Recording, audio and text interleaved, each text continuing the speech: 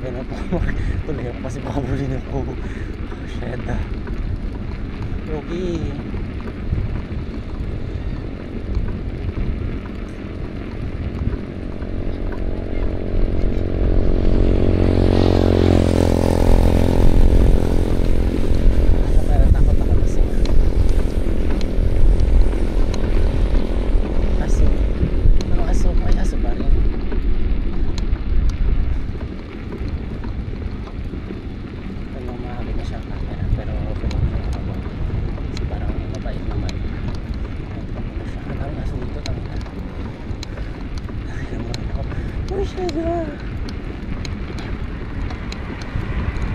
Hindi naman natakas. Pero sa kabila, merong ilang aso ito, dalawa.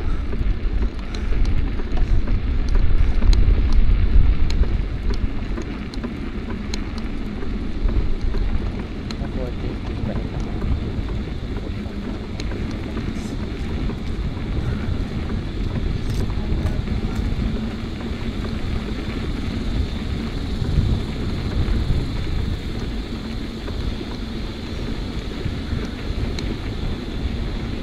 Yung lalaki kamukha ng ano, kamukha ng ano dyan, yung naging dami ka nag-out kasi ang gano'n kaya sa bawang ito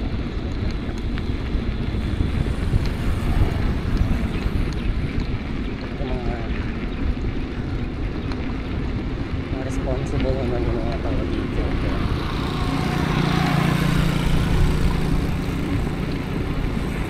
Yung mga bag na ay kawag dyan siya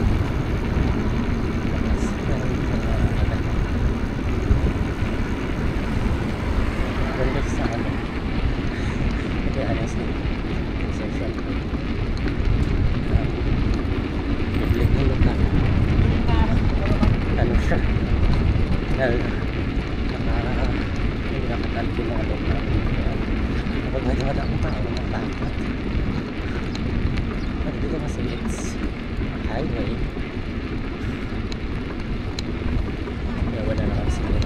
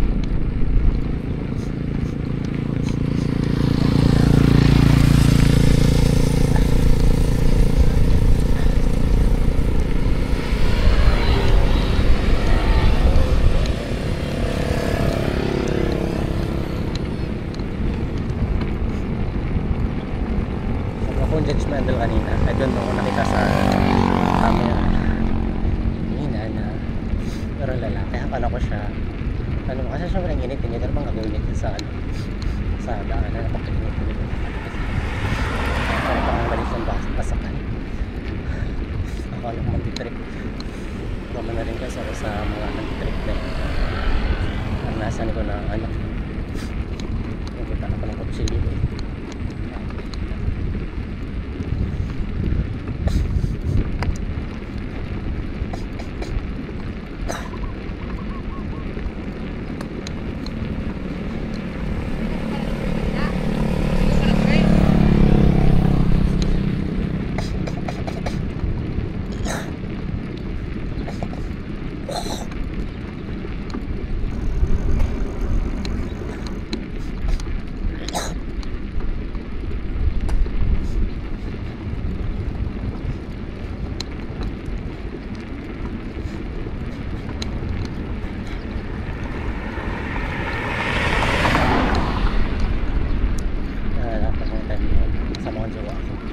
Nakatalang din kasi 12 o'clock AM naman sa ano, nag-date sa dyan, sa bridge, sa tulay. Tatlong ano kasi yun siya, parang tatlong daan na tulay, tatlong tulay din. Doon kami sa gitna. May ano yun, iniwan namin yung ano, yung motor na dala namin, yung motor ko dun sa ano, sa gitna banda na tulay. Pero syempre hindi sa gitna talaga mismo. At saka yung gitna na yung ginadaanan, yung namin doon, stay there for ilang minuto, and we had dates kissing doon sa ano, dyan sa baba ng tulay. Namamalayan namin na biglang tumunog. Yan pala, yun, ulat lang sila, gumotor mo. At kung sa taas, doon kami sa kabila, sa kabilang tulay kami, so sa kanong tulay kami dumaan. Kasi connected din naman sila yung mga tulay na yun. Pagtingin namin, yun sila. Ano, parang nakakikip yung mga bata na yun. Siguro about just teenager pa lang. So pag ano nun, siyempre kinausap ko, hindi ko ba alam bakit kasi ganun yung parang pag-address ko. Siguro ano problema pa eh, siyempre parang ano, baka naman ko ba baka sa puno na panalita. Pero honestly hindi naman ako hindi naman rude yung approach ko. Parang in-address siya ng ganun kasi parang ano, parang man to problema. Tapos yun, wala naman. Tapos parang ano talaga yung aurahan nila, ano na hindi na maganda. Halata mong naka-droga, something ganito, nakainom. So yun lang, hinala namin. Tapos kasi nagpipix sila ng motor nila. Ang ginawa na lang namin, umalis kami. Tapos ngayon nag-overtake sila sa amin. Pagkatapos sila nag-overtake nila kami. Tapos yung mga ilang minuto sa unahan namin, kita namin hinarangan na kami. So pagkarang sa amin, syempre dalawa sila. Umilag ako ng nag-ibaw akong lane, ganyan, umilag ako sa kanila kasi nga hinarang ako. Buti na lang, magandahan is 6 lane yung 6 lane yung road. So pag-ilag ko, nag-arurot ako, pero yun nga, syempre ang dalang motor ko naman, at saka hindi naman ako sali sa mga racing ngayon. Naabutan pa rin kami, so overtake na naman. Ayun nga, yung habang sumasabay sila, bigla pakita ng kutsilyo. So yun ang nakatakot. Tapos yung syempre pinunahan na ako, tapos harangan na naman. Ang ginawa ang kasama ko tumalon siya, kasi ako ngayon ako na lang yung naiwan doon sa motor na i-drive first time ko na mag-drive nasa buhay ko. Mawakay ko, ganun talagang ginawa ko. So, ang katakot. Wala naman yung na gano'n ay siyang mangyari ulit sa buhay ko kasi alam ko na yung pakiramdam. Akala ko mga time ba ano na ako mamatay. Buta na lang, para bang hilo-hilo pa rin sila, kaya pag ano naman ako, change ako ng lane, ako nakarulot ay wala namang sasakyan na eh, alas 12 na, nasa province pa yun na ako, tuwing may dinadaan ako, siyempre alas 12 na ang ginagawa ko, nagpipig ako na para bang hindi pa ako parang magising ng mga tao. Bulan kami first time ko magpatakbo doon ng mga 100 isang daan na wala akong katakot-takot. Gusto po kaya nalaman ko na nilalaman ako na naganahan ko na sa mga ibang tao. Ngayon ang nila yung gawa ko na lang, binalikan nila.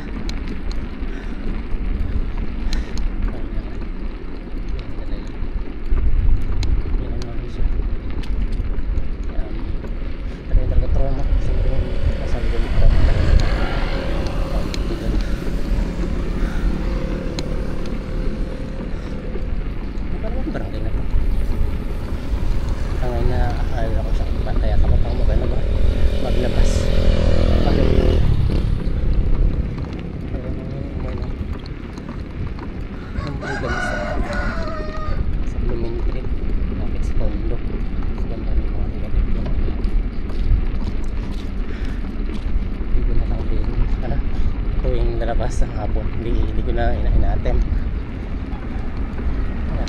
Bumili lang ang pagkain, napataraw lang. Yung gawa ko kay Dani, sabi siguro na ganun. Sabi niya, natatakot rin naman daw pero kapag yung ganyan, gusto talaga magaling. Hindi siya na ano ba, ano nga, parang word of advice sa akin, magkamot na halata na natatakot niya kasi basta mo kanila kung ano i-intimidate. Still, takot siya. Basta sabihin ko, wala akong trap na.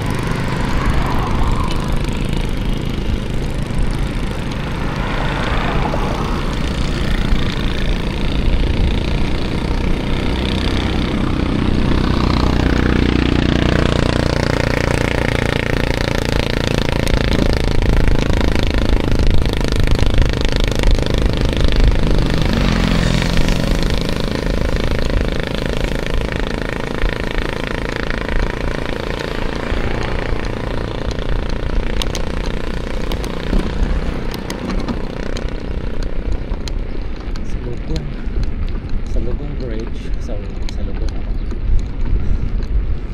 Sa Lugon. Hindi na balik siguro. Or 31 sakman lang. Batangas.